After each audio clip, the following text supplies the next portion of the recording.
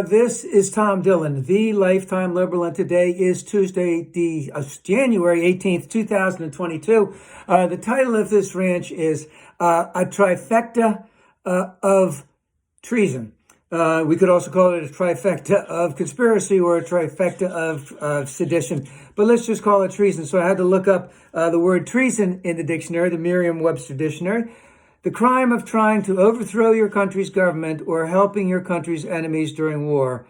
The full definition, the offense of attempting by overt acts to overthrow the government of the state to which the offender owes allegiance. Offender owes allegiance.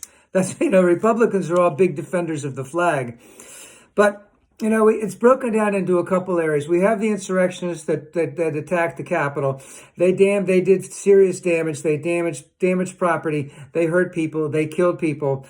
They wanted to overthrow the government. They all are going to pay, those that were mostly the biggest responsible ones should spend years in prison. And then we have just recently uncovered the fake 59 electors who claimed that they were the true electoral college representatives of the states and sent that information to the archives, the House, the Senate, etc., saying that they were the duly elected electors, and they were not. Now, I want to point out, there had to have been a lot of coordination for all that. That's from the 5 states. There are 2 other states. One of them may even bring charges also. So there had to have been a lot of coordination on all of that stuff, to bring it together, to talk about it, to come up with a plan, to come up with the wording, all of that stuff. That had to have a lot of coordination. And right now, the betting public is basically saying, hey, the White House fingerprints are probably all over this. Keep digging and digging and digging. And of course, we have to look at basically almost every Republican out there who basically knows that the big lie is an absolute false. They know it, and they still are willing to take it to the limit to actually overthrow the government for something that they know isn't true at all. And especially those, who really got into the legal mumbo-jumbo of it. Now, I'd like to point out that most of these Republicans, those 59 electors who claim they were the electors, they're all really smart people. Many of them are attorneys. Many of them have good, strong business careers. They are smart. They know what the big lie was. They played along with it. They played along with the crazy schemes that were coming out about it. And the other thing is, they know right from wrong. They know it was bogus all the way along.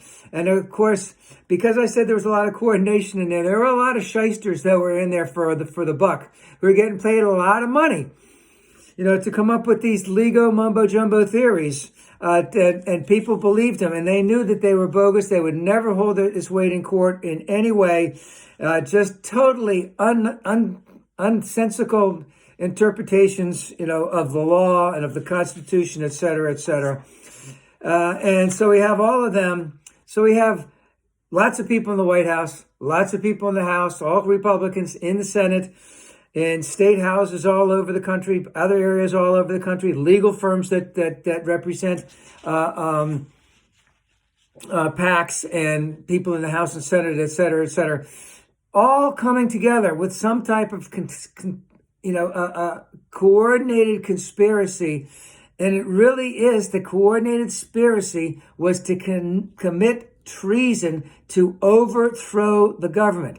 And their grand plan for living, because, hey, if they were ethical Republicans, they'd say, no, Biden won. They didn't say that. No, we think there's been election fraud. We think we need to check into this. You see, their grand plan for living is not to live in a democracy. Their grand plan for living is to overthrow that democracy. And, let's just hope that the punishment for them will be swift and severe.